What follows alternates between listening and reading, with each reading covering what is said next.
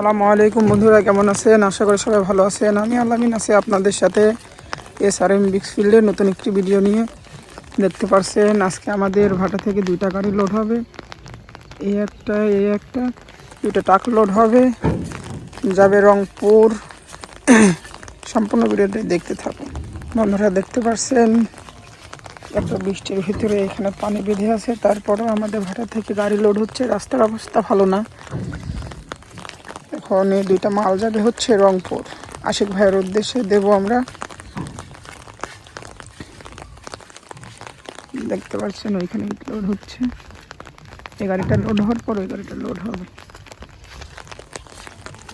আমরা বাংলাদেশের 64 জেলায় ইট সরবরাহ করে থাকি। আপনাদের যাদের ইট লাগবে তারা সরাসরি আমার সাথে যোগাযোগ করতে পারেন।